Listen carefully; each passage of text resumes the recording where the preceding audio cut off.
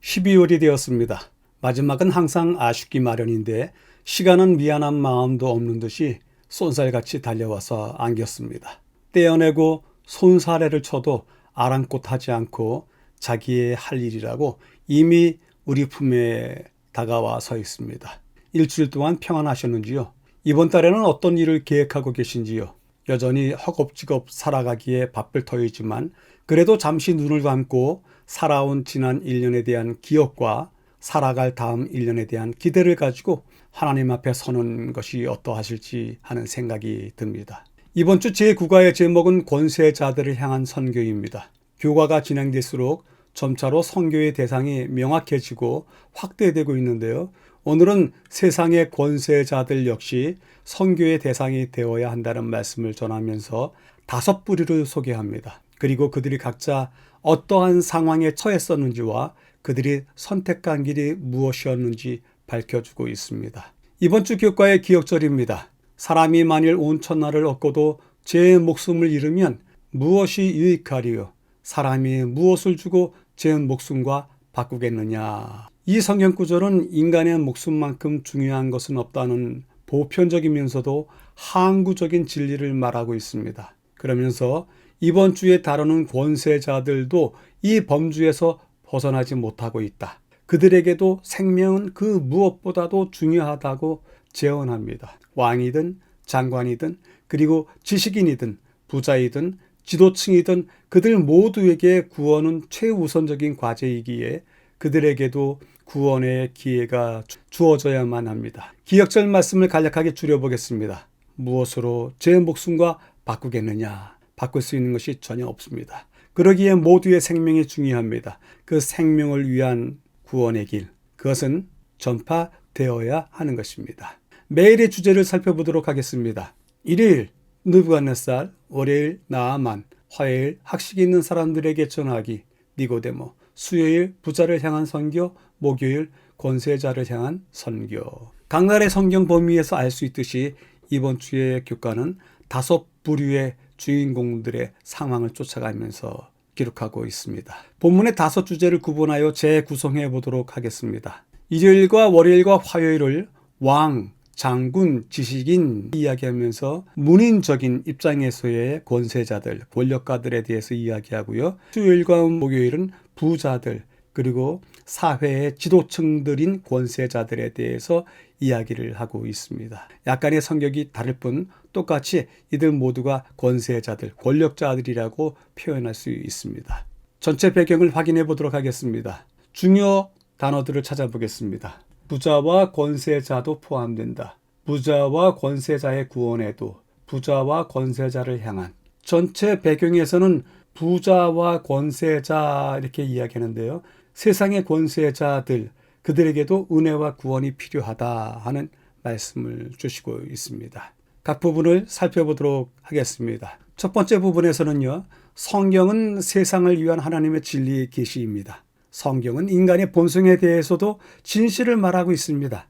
1세기의 유대인이건 오늘의 한국인이건 모두 하나님의 은혜가 필요한 죄인입니다. 여기에는 부자와 권세자도 포함이 됩니다. 성경시대나 지금이나 부자와 권세자들은 부와 명예, 권력을 추구하면서 살기에 항상 그런 것은 아니지만 종종 약자들을 희생시키는 부정적 이미지도 가지고 있습니다. 그럼에도 불구하고 하나님은 약하고 도움이 필요한 사람들의 구원만큼이나 부자와 권세자들의 구원에도 관심을 갖고 계십니다. 성경에는 권세자이거나 부자이거나 아니면 둘 다였던 인물들의 흥미로운 예와 하나님께서 그들을 사용하셔서 열방에 복을 주신 이야기를 담고 있는데요. 아브라함, 이삭, 욥, 솔로몬, 요셉 같은 사람들을 그 좋은 예로 들 수가 있습니다. 이번 주에는 부자와 권세자를 향한 하나님의 선교에 대해서 살피는데 중요한 점은 하나님께서 이들에게 어떻게 다가가셨으며 오늘날 재림교인들은 어떻게 부르시고 준비시킴으로써 그들을 향한 증인이 되게 하시는지 함께 살펴보고 있습니다. 전체 배경을 요약해 보도록 하겠습니다. 부자와 권세자들, 권력을 추구한다. 이것이 종종 부정적인 이미지를 주고 있긴 합니다만은 그럼에도 불구하고 권력의 힘으로 열방에 복을 주기 위한 하나님의 계획도 있으셨다. 자, 이제 우리가 그들에게 어떻게 다가설 것인가? 이에 질문해 보겠습니다. 부자와 권세자들에 대한 나의 생각이 따로 있습니까? 다가서려고 하십니까? 아니면 멀리 떨어져 있으려고 합니까? 여쭤보면서 시작해 보도록 하겠습니다. 첫째 날입니다. 느부갓네살 왕에 대한 이야기입니다. 중요한 단어들을 찾아보도록 하겠습니다. 온갖 부류의 사람들에게 권세 있고 오만한 사람들이 그리고 교만한 자를 낮추시는 다른 방법도 많이 있다. 첫째 날은 왕에 대한 이야기를 하기 때문에 왕이라고 하는 그러한 계층도 하나님의 성교의 부류 중에 있다. 그런데 그들이 권세에 있기 때문에 오만한 사람들이다. 그럼에도 불구하고 하나님께서는 그들을 낮추셔서 구원의 기회를 주시고 계시다. 설명하고 있습니다. 그래서 권세 있고 오만한 사람에게도 하나님의 구원의 소식이 전해져야 된다 하는 전체적인 이야기를 적고 있는데요. 각 부분에 대해서 살펴보도록 하겠습니다. 첫 번째 부분에서는요. 제7일 안식일 예수 재림 교회는 보편 속죄를 믿는다. 보편 속죄라고 하는 것은 그리스도의 죽음이 구원하기로 예정된 특별한 사람들을 위한 것이 아니라 모든 인류를 위한 것이라고 믿는 것이다. 이를 위한 성경절도 있다. 하나님은 모든 사람이 구원을 받으며 진리를 아는 데 이르기를 원하시느니라. 저는 우리 죄를 위한 화목제물이니 우리만 위할 뿐 아니요 온 세상의 죄를 위하심이라. 이런 성경절들을 통해서 우리가 주님께서 온 세상 사람들을 위한 희생제물이 되셨다라는 것을 살펴볼 수 있습니다. 그 은혜를 받아들이는 여부는 각 사람에게 달려 있습니다. 모든 사람은 창세 전에 그리스도 안에서 이미 선택을 받았기에 온갖 부류의 사람들에게 적용이 됩니다. 그래서 모든 사람들에게 복음이 전해져야 하는 것입니다. 때문에 두 번째 부분에서는요. 다니엘 4장에 있는 느부갓네살 왕에 대해서 이야기합니다. 절대 권력자이고 불신자이면서 이방 왕이었던 그에게 어떻게 구원이 임하는지, 어떻게 하나님께서 역사하셨는지 보여주는 놀라운 예증을 담고 있는데요. 하나님의 심판은 이스라엘 왕들에게 하셨던 것과 유사한 방식으로 느부갓네살 왕에게도 집행이 됩니다. 그리고 제정신을 차리고 창조주 하나님을 인정한 느부갓네살에 대한 기록은 하나님께서 약하고 궁핍한 사람만이 아니라 부자와 권력자들도 돌보고 계신다는 것을 보여줍니다. 4장 37절에서 이 땅의 최고 권력자인 느부갓네살 왕은 다음과 같이 선포합니다. 나 느부갓네살은 하늘의 왕을 찬양하며 칭송하며 경배하노니 그의 일이 다 진실하고 그의 행하심이 의로우심으로 교만하게 행하는 자를 그가 능히 낮추심이라. 세상 모든 부유하고 권세 있고 오만한 사람들이 이 느부갓네살 왕의 고백을 이해할 수만 있다면 얼마나 좋겠습니까? 우리는 이 이야기에서 무슨 교훈을 얻을 수 있을까요? 두 가지 교훈을 얻을 수 있는데요. 첫 번째는 하나님은 다니엘과 같은 충성된 사자들을 권세 있는 불신자들에게 다가가는 도구로 사용하신다. 우리 모두가 왕을 변화시킬 수 있는 기회가 있는 것은 아닙니다. 그러기에 하나님께서 충성된 사자들을 사용하신다. 두 번째는요. 하나님은 권세 있는 불신자들을 향한 증언의 과정에 직접적으로 역사하실 수 있다. 하나님께서는 자부심과 오만으로 가득했던 느부갓네살을 겸손하게 만드셨습니다. 느부갓네살 이야기는 매우 극적인 이야기지만 부자와 권력자, 교만한 자를 낮추시는 하나님의 다른 방법도 많이 있다는 것을 제안하고 있습니다. 교훈을 살펴보도록 하겠습니다. 한때 교만하던 군주는 겸손한 하나님의 자녀가 되었고 압제적이요 거만하던 통치자가 현명하고 자비심이 많은 왕이 되었다. 하늘의 하나님을 멸시하고 모독하였던 그가 이제 지극히 높으신 이의 권세를 인정하였고 여호와께 대한 경외심과 그의 신하들의 행복을 증진시키고자 열렬히 노력하였다. 만왕의 왕이요 만주의 주이신 하나님의 견책하에 느부갓네살은 마침내 모든 통치자들이 배울 필요가 있는 공과 곧 참된 위대함은 참된 인자함에 있다는 공과를 배웠다. 첫째 날을 요약해 보도록 하겠습니다. 복음, 세상 모든 부류에게 전해져야 된다. 왕에게서부터 가장 불쌍히 여김을 받아야 되는 사람들까지 모든 부류에게 전해져야 된다. 때문에 그러한 교훈을 통해서 오만한 권력자들도 하나님께서는 돌보시고 계신다. 하나님께 방법이 있다. 그렇기 때문에 그들도 필요에 따라서 하나님께서 사용하시고자 그들을 돌보신다. 하나님의 사신이 이 일에 나설 것이고 하나님의 직접적인 개입도 있을 것이다. 때문에 여쭤봅니다. 내게 주어진 사명으로서 권력자들에 대한 나의 관심, 그리고 나의 기꺼이 다가서고자 하는 노력이 있는가? 이러한 사명이 우리에게 주어지지 않았다 할지라도 우리의 사명이 다른 부류의 사람들에게 향할 수 있습니다. 첫째 날을 마치면서 느부갓네살 왕의 이야기가 짧기 때문에 그 배경에 대해서 성경절로 보충하도록 하겠습니다.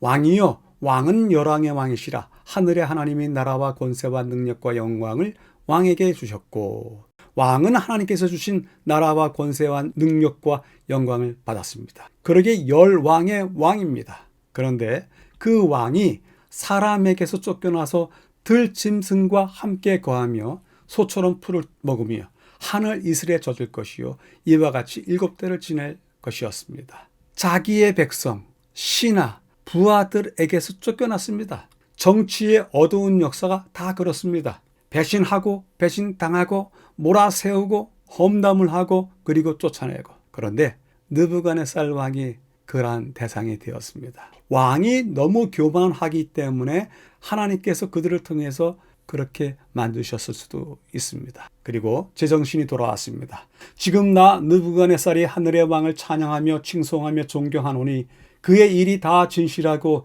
그의 행하심이 의로우심으로 무릇 교만하게 행하는 자를 그가 능히 낮추심이라.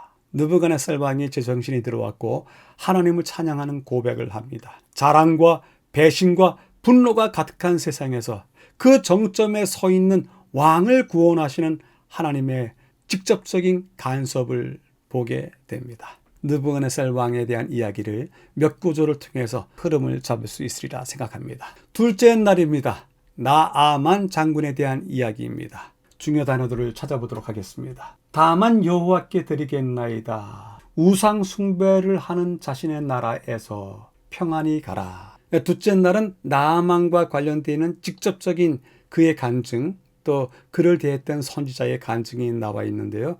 장군에 대한 이야기를 하면서 여호와를 향한 마음이 생겼다. 그럼에도 불구하고 그의 터는 우상 숭배의 나라였다. 그쪽을 향해야 될 수밖에 없었다. 줄여볼 수 있습니다. 전체 이야기를 찾아가 보도록 하겠습니다. 첫 번째 부분에서는요, 그리스도는 배경, 부, 인종, 지위와 관계없이 모든 사람을 위해 죽으셨다. 하나님께서는 그리스도인이 아닌 세상의 권세에 있는 사람들을 포함하여 모든 인류를 끊임없이 자신에게로 이끄신다. 열왕기하 5장 17절 19절에서 나아만은 두 가지 요청을 하고 있다. 첫째, 그는 살아계신 하나님을 경배하기 위해서 노새 2마리를 실을 만큼의 흙을 이스라엘에서 아람으로 가져가게 해달라고 요청했다. 성경절을 읽어보겠습니다. 나아만이 이르되 그러면 청하건대 노새 2마리의 실을 흙을 당신의 종에게 주소서. 이제부터는 종이 번제물과 다른 희생 제사를 여호와 외 다른 신에게는 드리지 아니하고 다만 여호와께 드리겠나이다. 우리가 보기에 상당히 충실한 서약이며 고백입니다. 그런데 이 고백 속에 약간의 문제는 없지 않아 있습니다. 그는 이스라엘의 하나님을 마치 토착신들과 같이 그 땅과 함께 경배해야 하는 존재로서 생각한 것입니다. 이것은 그가 이교도의 영향을 여전히 지배받고 있다고 하는 것을 보여줍니다. 그럼에도 불구하고 그는 자신의 나라에 가서 이스라엘의 흙을 딛고서 하나님을 경배하기를 원했습니다. 두 번째 요청은요, 그의 신앙의 진정성을 보여주는데요. 그는 오직 하늘의 하나님만 섬기기로 결심했지만 우상 숭배를 하는 자신의 나라에서 그런 결심을 실천한다는 것이 쉽지 않다는 것을 깨달았습니다. 게다가 당시의 왕은 림몬 신을 숭배하고 있었는데 나아만은 여전히 왕의 호위관 역할을 해야 하기 때문에 그 림몬 신의 숭배 자체에서 벗어날 수가 없는 것입니다. 나아만은 자기 나라 왕에 대한 의무를 저버릴 수도 없었지만 자신이 림몬을 다시 경배하는 것으로 간주하는 것도 원치 않았습니다. 나아만은 이방신에게 절함으로써 여호와께 드린 마음이 우상 숭배에 굴복하거나 그렇게 하고 있다는 말이 엘리사에게 전해지는 것도 원하지 않았던 것입니다. 때문에 엘리사는 나아만을 향해서 평안히 가라라고 응답했습니다. 이 말의 의미는 무엇일까요? 그 어떤 대답, 너 절대로 가서 우상을 숭배하지 말라, 너 가서 신앙을 위해서 투쟁하라, 이런 이야기 전혀 없이 단지 평안히 가라라고만 했습니다. 이 말의 의미가 무엇일까요? 다음과 같이 설명하고 있습니다. 이 말을 나아만이 작별하면서 한 요청을 승인하거나 거절하는 표현으로 생각해서는 안 된다. 나아만은 의심이나 쉼 없는 불확실성이 아닌 평안 중에 떠나야 했다. 하나님은 그에게 은혜를 베푸셨으며 그는 하나님에 대한 지식과 경배 속에서 행복과 평안을 찾아야 했다. 나아만은 갓 회심한 신자로 양심이 살아있는 사람이었기 때문에 새로 발견한 믿음에 매달린다면 그의 능력과 지혜가 자라날 것이었다. 하나님께서는 새 신자를 한 걸음씩 인도하며 어떤 문제의 개선이 필요한 적절한 시기를 아신다. 이것은 영혼 구원을 위해 일하는 사람들이 늘 염두에 두어야 할 원칙이다. 교훈은 다음과 같이 말씀하고 있습니다. 식물이 자라는 소리도 없고 눈에 띄지도 않으나 끊임없이 계속하여 자라는 것처럼 그리스도인 생애의 발전도 그와 같다. 매 발전의 단계마다 우리의 생애가 완전하게 될 수 있다. 또한 우리에 대한 하나님의 목적이 성취되면 계속해서 발전이 있게 될 것이다. 성화는 일생을 통해서 이루어야 할 사업이다. 우리가 기회를 많이 가질수록 우리의 경험은 넓어지고 우리의 지식도 증가한다. 우리는 책임을 질 만큼 강해지고 특권에 비례해서 더욱 성숙해질 것이다. 둘째 날을 요약해 보도록 하겠습니다. 마음, 하나님을 섬기기로 결심하다. 그럼에도 불구하고 나아만은 이교 숭배하는 나라 그곳을 터전 삼고 살고 있다. 갈등이 없을 수 없습니다. 선지자는 갈등 속에 있는 나아만을 향해서 평안하라고 이야기합니다. 이제부터는 나아만이 갈등 속에서 평안과 행복을 찾아서 나가야 할 것이었습니다. 여쭤봅니다. 권세자들의 마음에는 하나님의 자리가 어떻게 마련되고 있을까요? 둘째 날 역시 장군의 이야기가 짧기 때문에 그 배경을 성경절로 보충하도록 하겠습니다. 아람 왕의 군대장관 나아만은 그의 주인 앞에서 크고 존귀한 자니 이는 여호와께서 전에 그에게 아람을 구원하게 하셨습니다. 그는 큰 용사이나 나병 환자더라. 오늘 나아만도 일전에 하나님께서 그를 통해서 나라를 구원하셨던 일이 있습니다. 그가 큰 용사가 되었습니다. 그러나 나병 환자였습니다. 그는 정복자로서 이스라엘에서 큰 대접을 받고 선지자가 자신을 이러저러한 방법으로 고치리라 생각했습니다. 그럼에도 불구하고 자신의 치부를 다 드러내놓고 물속에 들어가야만 했습니다. 자신의 나라 아람에는 더 깨끗한 강이 있고 물이 있었지만 오늘 요단강으로 들어가야 했습니다. 나아만이 노하여 물러가며 이르되 내 생각에는 그가 내게로 와서 그의 하나님 여호와의 이름을 부르고 요단강에 7번 물을 잠그니 깨끗하게 되었더라. 위대한 장군의 입장에서 자기의 모습을 보이고 한낱 이스라엘의 선지자에 불과한 노인의 이야기에 굴복하여 요단강에 들어간다는 것은 수치스럽기도 했지만 그렇게 해야만 했습니다. 신앙이라는 것은 우리의 생각으로 하는 것이 아닙니다. 우리의 행동으로 하는 것입니다. 신앙의 방식은 이렇다 하는 우리의 생각이 있습니까? 그러나 우리의 신앙은 하나님의 말씀대로 행할 때 치료를 얻게 됩니다. 깨끗하게 되는 것입니다. 그리하여 나아만이 깨끗해졌습니다. 이제 문제가 있습니다. 나아만이 이르되 그러면 청하건대 노새 2마리의 실을 흙을 당신의 종에게 주소서. 이제부터는 종이 번제물과 다른 희생제사를 여호와 외 다른 신에게는 드리지 아니하고 다만 여호와께 드리겠나이다.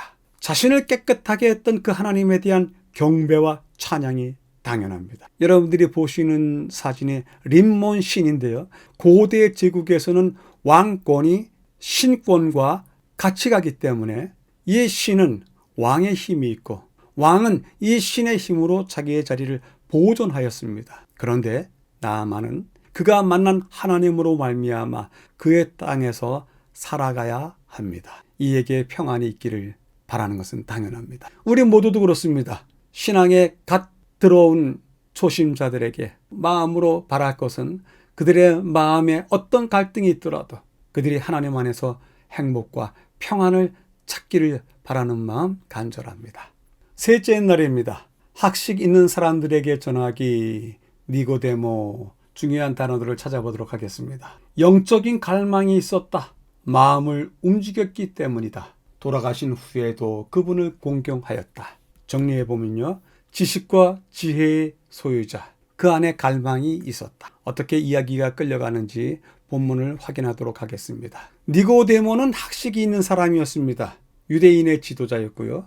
이스라엘의 선생이라고 불렸습니다. 그의 학식은 하나님을 향하게 했고 주를 향한 강한 영적 갈망으로 이어지도록 했습니다. 학식 있는 모든 사람들이 이렇게 하는 것은 아닙니다만은 니고데모의 관점에서는 그랬습니다. 인간적인 관점에서 그는 모든 계명을 지켰고 유대인들 사이에서 존경받는 지도자고 권세와 부를 가졌기 때문에 많은 사람이 하나님이 그에게 복을 주신 표징으로 여겼습니다. 그러나 겉으로 드러난 모습은 겉모습뿐이었습니다. 바리새인 중에 니고데모로 하는 사람이 있으니 유대인의 관원이라. 그가 밤에 예수께 와서 가로되 라삐여 우리가 당신은 하나님께로서 오신 선생인 줄 아나이다. 하나님이 함께 하시지 아니하시면 당신의 행하시는 이 표적을 아무라도 할 수 없음이니이다. 예수께서 대답하여 가라사대 진실로 진실로 내게 이르노니 사람이 거듭나지 아니하면 하나님 나라를 볼 수 없느니라. 니고데모가 예수님께 왔을 때 예수님은 이미 그의 마음을 아셨습니다. 어떤 배경의 어떤 부자이든지 어떤 권력자이든지 그들의 마음과 그들의 필요를 주님께서는 아시고 계십니다. 니고데모의 고백 속에 이런 고백이 있습니다. 하나님이 함께 하시지 아니하시면 당신의 행하시는 이 표적을 아무라도 할 수 없음이니이다. 이것이 요한복음 3장의 이야기인데요. 바리새인으로서의 니고데모가 예수님을 찾아왔던 그날 그 시간 전에 무슨 일이 있었을까요? 예수님께서 행하시는 어떤 표적이 있었습니다. 그 표적을 보고서 너무 감동이 됐어요. 이제까지 이러했던 그런 메시아는 없었다. 그래서 마음이 흔들렸습니다. 당신의 행하시는 이 표적을 아무라도 할 수 없습니다. 어떻다면요? 당신이 하나님께로부터 오시지 아니하셨더라면, 하나님이 함께 하시지 아니하셨더라면 이런 일 할 수 있는 사람이 없습니다. 그의 마음이 움직였던 것입니다. 그의 형편 때문에 예수 그리스도를 주님으로 공개적으로 고백하지는 못했지만 그날 밤 그는 완전히 다른 사람이 되었습니다. 예수님이 하나님의 보내심을 받은 자라고 확신한 후에도 그는 여전히 자신이 예수 그리스도의 제자라는 사실을 공개적으로 인정하지는 않았습니다. 세 번째 부분에 다음과 같은 말씀을 주십니다. 그중 한 사람 곧 전에 예수께 왔던 니고데모가 저희에게 말하되 우리 율법은 사람의 말을 듣고 그 행한 것을 알기 전에 판결하느냐? 저희가 대답하여 가로되 너도 갈릴리에서 왔느냐? 상고하여 보라. 갈릴리에서는 선지자가 나지 못하니라 하였더라. 지금 예수님 때문에 논란이 일었습니다. 논란이 일자 니고데모가 예수님 편에 서서 변호를 하고 있습니다. 까닭에 많은 사람들이 너도 갈릴리에서 왔냐? 되묻고 있습니다. 여전히 예수님의 제자 된 것을 감추고 있는 니고데모의 모습을 볼 수 있는데요. 결국 그러다가 그가 언제 다시 나타나냐 하면 예수님의 십자가에서 다시 나타납니다. 일찍 예수께 밤에 나왔던 니고데모도 몰약과 침향 섞은 것을 100근쯤 가지고 온지라. 예수님께서 돌아가신 후에 그분이 살아계셨을 때에도 그분을 보호하려고 애썼지만 돌아가신 후에도 그분을 공경하려고 이제는 공식적으로 나타났습니다. 대단한 지식과 지혜의 소유자였던 니고데모도 우리와 마찬가지로 구세주가 절실히 필요했습니다. 그런 그에게 예수님께서 진정으로 그의 갈증을 풀어주셨습니다. 교훈은 다음과 같이 말씀하시고 계십니다. 세상에서 높은 학식을 가진 사람들과 재물과 직업적인 면에 명망이 뛰어난 사람들을 개인적으로 찾아가 그들의 구원 문제를 말해주는 일은 극히 드물다.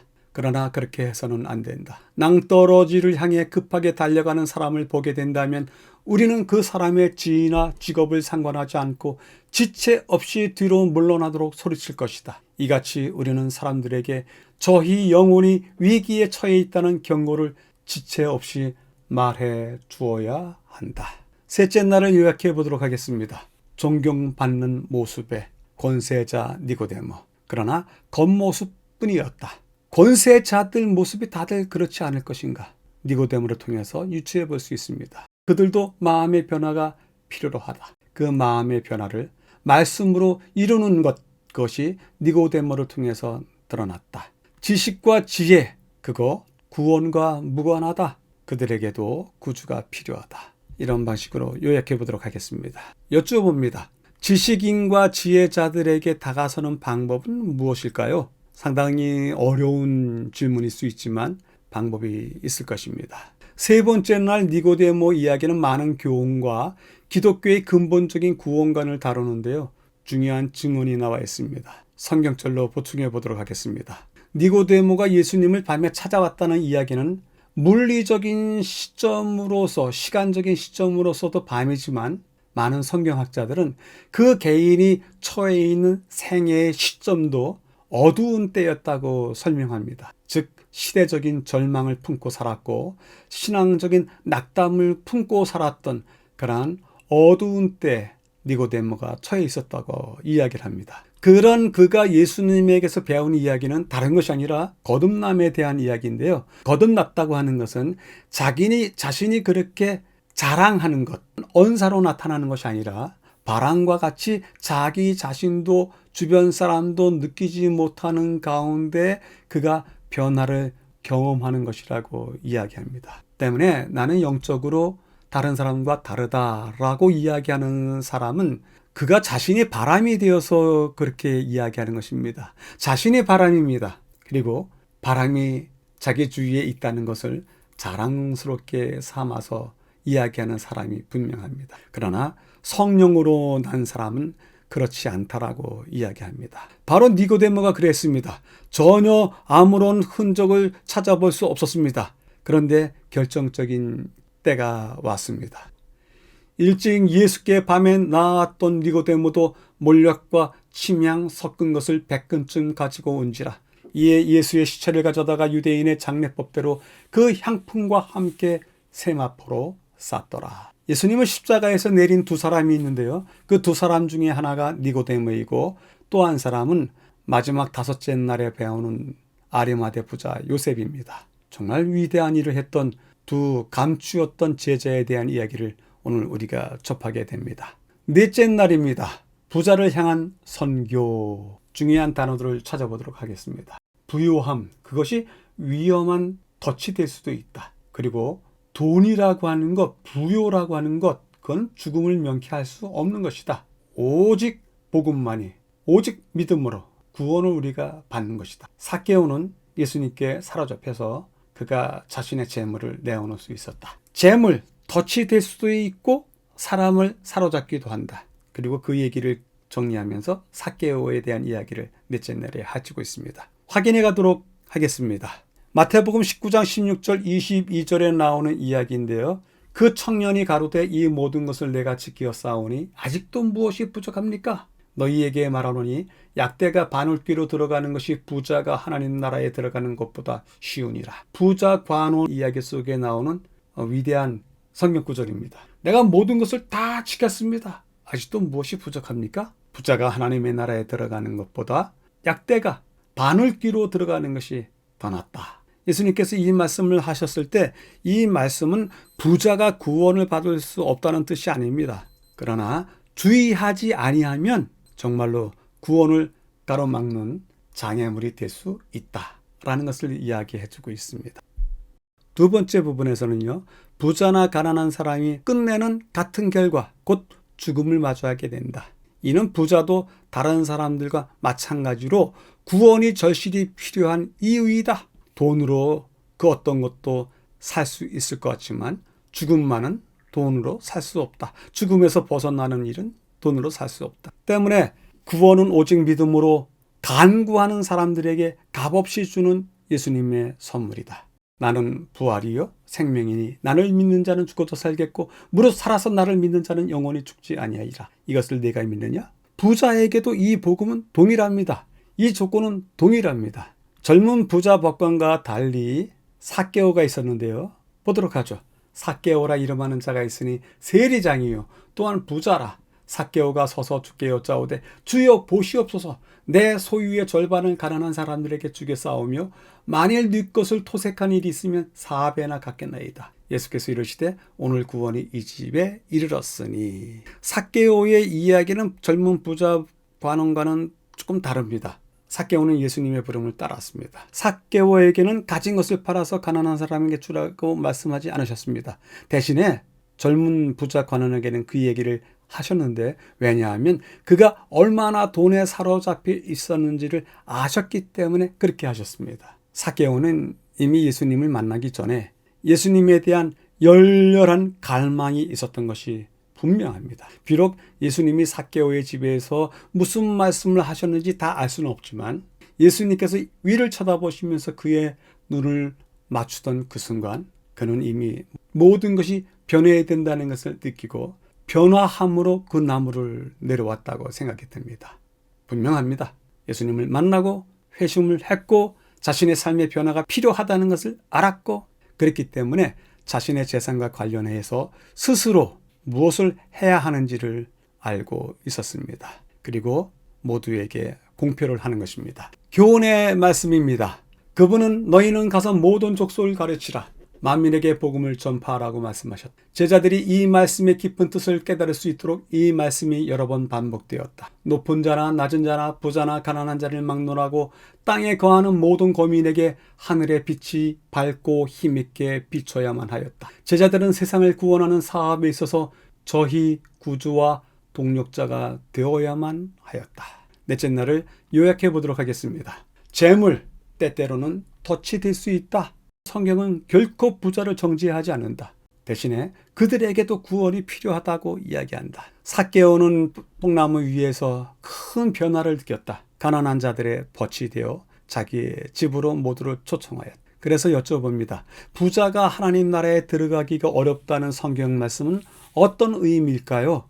여러분 스스로가 질문해 보시고 대답해 보시게 되길 바랍니다. 넷째 날에는 두 사람 이야기가 비교되고 있는데요. 그 중에서 젊은 부자 법관 이야기를 역시 성경절을 통해서 보충하도록 하겠습니다. 부자이건 가난한 사람이건 권력자이건 진영 밖에 있는 사람이건 모두 영생을 생각합니다. 이미 젊었을 때 자기 삶을 즐길 만한 부자이고 관원이기까지 하니 장래에 대해서 염려할 일이 없습니다. 그의 노력에 대해서 그는 만족한 결과를 얻었고 그의 인생에 대한 헌신에 대해서 우리가 동의해 줄 만합니다. 그런 그가 이제는 무엇인가 자부심을 느꼈는지요. 무슨 선한 일을 하여야 영생을 얻겠습니까? 예수님께 여쭤봅니다. 근데 이 질문은 잘못된 질문이고 이 질문 속에는 자신의 자랑함이 가득하지 않는가 생각이 듭니다. 왜냐하면 영생은 선한 일로 얻는 것이 아니기 때문에 그렇습니다. 영생은 선한 일이 아니라 예수님께서 가르쳐 주시길 이렇게 합니다. 네가 생명에 들어가려면 계명들을 지키라. 가로되 어느 계명이니오까? 이 모든 것을 내가 지키었사오니 아직도 무엇이 부족하리까 합니다. 젊은 관원의 입장에서는 그가 스스로 자기 삶에 대해서 100점을 주고 있는 것입니다. 예수님께서 말씀하십니다. 예수께서 가라사대 내가 옹전하고자 할진대 가서 네 소유를 팔아 가난한 자들을 주라. 그리하면 하늘에서 보화가 내게 있으리라. 그리고 와서 나를 쫓으라 하시니 이 말씀을 듣고 근심하며 가니라. 도덕적인 삶의 모본이 되기도 했지만 그래서 모든 계명을 다 지켰다고 자기 확신에 넘쳐 흘렀지만 그럼에도 불구하고 네 자신을 비우라 했을 때 그는 실망했습니다. 우리가 우리됨을 느끼는 가장 큰 자원 중에 하나는 내 자신에 대한 자랑과 확신인데 그것을 비우라고 하면 누구든지 분노할 수밖에 없습니다. 주님께서는 우리에게도 동일하게 이야기하십니다. 내 자신을 비우라. 우리가 돌아가겠습니까? 그분을 쫓아가겠습니까? 여러분들의 결정에 달려 있습니다. 다섯째 날입니다. 권세자를 향한 선교 확인하겠습니다. 권세자들과 친구가 되는 방법을 알고 계셨다? 힘 있는 사람들과 친교를 맺는 일은 어려운 일이다. 힘 있는 사람들의 구원을 위해 일하도록 시간을 내어보라. 다섯째 날은 힘 있는 자들에 대한 선교를 강력히 권고하고 계신데요. 그 이유를 찾아가 보도록 하겠습니다. 권세자들, 그들의 역량을 사용하고 그들의 통로를 만들어주라. 이런 줄거리인데요. 찾아가 보도록 하겠습니다. 첫 번째 부분에서는요. 예수님은 많은 권세자들로부터 칭송과 존경을 받는 동시에 그들에게서 멸시도 받기도 했다. 그럼에도 불구하고 예수님께 도움을 청하러 온 권세자들은 예수님이 자신들을 돌보신다는 것을 분명히 느꼈다. 많은 부자와 권세자들이 예수님을 처음부터 공개적으로 찾아온 것은 아니고 예수님이 진정 하나님의 아들이라는 확신이 들 때까지 기다렸는데 니고데모와 아리마대에 살고 있는 요셉, 그러한 경우이다. 저물었을 때 아리마대 부자 요셉이라고 하는 사람이 왔으니 그도 예수의 제자라. 빌라도에게 가서 예수의 시체를 달라 하니 이에 빌라도가 내어주라 분부하거늘 요셉이 시체를 가져다가 정한 세마파로 싸서 바위 속에 판 자기 새 무덤에 넣어두고 큰 돌을 굴려 무덤 문에 놓고 가니. 아리마대 부자 요셉은요, 이 사건 이전에 전혀 성경에 기록이 없던 사람입니다. 생소한 사람입니다. 하나님께서는 그분의 목적을 위해서 부자들을 사용하셨고 앞으로도 사용하실 것입니다. 부자들도 선교의 대상입니다. 이 부자들, 권세자들을 어디서부터 만나서 어떻게 친교를 맺는지 어려운 일일 수 있습니다. 때문에 먼저 다가서지 말고 그들이 교회에 올 수 있도록 해야 되지 않는가. 저자는 그렇게 제안을 합니다. 예수님이 그렇게 하셨고 그들은 예수님의 기별과 치유의 능력 그리고 하나님으로부터 받은 권능의 증인이 되었습니다. 그들은 그분이 진정 하나님의 아들이라는 것을 막후에서 확신하면서 움직임 없이 준비하고 있었던 것입니다. 부자 요셉의 이야기는 그래서 정말 뜻하지 않은 이야기를 우리가 듣게 됩니다. 힘 있는 사람들은 가치 있는 사역에 함께 하고자 합니다. 사람들의 삶을 변화시키는 선한 일에 그들도 동참하기를 원합니다. 그럴 때 자연스럽게 그들과 함께 만날 수 있습니다. 우리 사회에 부유하고 힘 있는 사람들의 구원을 위해서 일하도록 시간을 만들어야 될 듯합니다. 교훈의 말씀입니다. 지혜와 사랑으로 행해진 노력을 통하여 많은 부자들이 하나님께 대한 책임감과 의무감을 갖게 될 것이다. 그들이 고통당하는 인류를 편안케 하는 일에 하나님의 대표자로 일하기를 하나님이 기대하신다는 사실이 분명해지면 많은 사람이 이것에 반응하고 그들의 재산과 동정심을 가난한 자들을 돕는 일에 바칠 것이다. 그들의 마음이 이기적인 관점에서 떠나게 되면 많은 이들이 자신들을 그리스도께 바치도록 이끌림을 받을 것이다. 권세자들에 대한 선교를 해야 될 이유를 명확하게 제시해주고 계십니다. 다섯째 날을 요약해 보도록 하겠습니다. 권세자들이 예수님을 칭송하기도 했지만 비난하기도 했습니다. 두 부류의 사람이 함께 섞여 있는 것입니다. 그러한 중에서도 하나님께서는 권세자들을 이용해서 당신의 목적을 이루십니다. 때문에 권세자들도 교회에 필요합니다. 교회가 그들 스스로 변화를 위해서 동참하도록 하는 계기를 만들어 주어야 할 듯 싶습니다. 이에 여쭤봅니다. 사회적인 권세자들, 선한 기회를 기다리며 찾고 있는가? 그렇다면 우리가 어떻게 해야 되겠는가? 마지막 날 뜻하지 않은 사람 이야기가 나오는데요. 아리마대 부자 요셉입니다. 성경절로 보충해 보도록 하겠습니다. 아리마대는 성읍 이름입니다. 몇 곳을 지적합니다만 어디인지는 불확실합니다.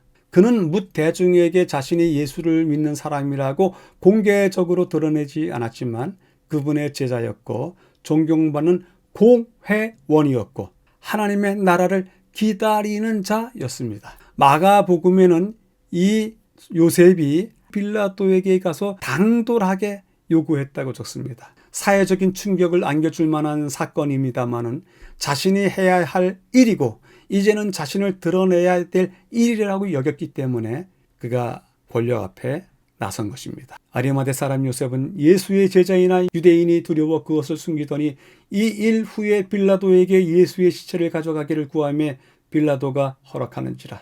이에 가서 예수의 시체를 가져가니라. 그리고는 요셉이 시체를 가져다가 정한 세마파로 싸서 바위 속에 판 자기 새 무덤에 넣어두고 큰 돌을 굴려 무덤 문에 놓고 가니. 이 아리마대 부자의 이야기, 니고데모의 이야기는 숨겨져 있던 제자들의 등장과 그들이 자신들을 드러내며 행한 충격적인 사건으로서 중요한 질문을 던져줍니다. 십자가에 달리신 예수님처럼 교회가 앞으로 높이 달려 조롱받고 학대받고 핍박과 환난 당할 때가 올 것입니다. 그럼 그러한 때 교회를 십자가에서 내려서 끌어안고 그 상처를 치유할 사람이 누구인가 하는 질문을 던져보게 됩니다. 누가 교회를 보호하겠습니까? 이 질문에 대한, 이 은유에 대한 대답을 우리 모두가 개인적으로 가져보시게 되길 바랍니다. 6째 날입니다. 더 깊은 연구를 위하여 두 곳을 확인해 보도록 하겠습니다. 예수님은 우리에게 낙타가 바늘귀로 나가는 것이 부자가 하나님의 나라에 들어가는 것보다 쉬운 일이라고 경고하셨다. 이번 주에 우리는 힘있고 부유한 사람들에게도 예수 그리스도의 복음을 전해야 한다는 도전을 받았다. 불행하게도 자신의 부가 안정을 준다고 하는 믿음 때문에 그 사실을 깨닫지 못할 수 있지만 그들도 다른 사람과 마찬가지로 구원이 절실히 필요하다. 두 번째입니다. 소외된 부자들에게도 어느 정도의 주의를 기울여야 하지 않을 것인가? 많은 사람들은 부유층의 사람들을 희망이 없는 것으로 본다. 수많은 부자들이 영혼의 필요에 대한 아무런 경고도 받지 못한 채 무덤으로 들어갔다. 외관상으로 무관심한 것처럼 보이더라도 부자들 중 많은 사람들이 영혼에 대한 부담을 느끼고 있다. 자신에게 질문하기를 해보도록 하겠습니다. 권세자들이 우리가 가까이 하지 못할 한계가 있는 것처럼 보이는가? 그렇지 않다면 어떻게 접근할 기회를 얻을 수 있는 것인지 연구해 봐야 하지 않는가? 질문해 보게 됩니다. 오늘의 교과를 세 줄로 요약해 보도록 하겠습니다. 왕, 장관이라도 마음은 갈망하고 있다. 구원에 대한 열망으로 갈망하고 있다. 지식인, 그들의 지식, 그는 말씀보다도 아주 부족한 것이다. 비록 지식이 있더라도 그들을 구원하지 못한다. 말씀보다도 훨씬 작은 것에 불과하다. 부자들의 구원, 참여의 길을 열어주라. 이것이 오늘의 교과의 요약인 듯 싶습니다.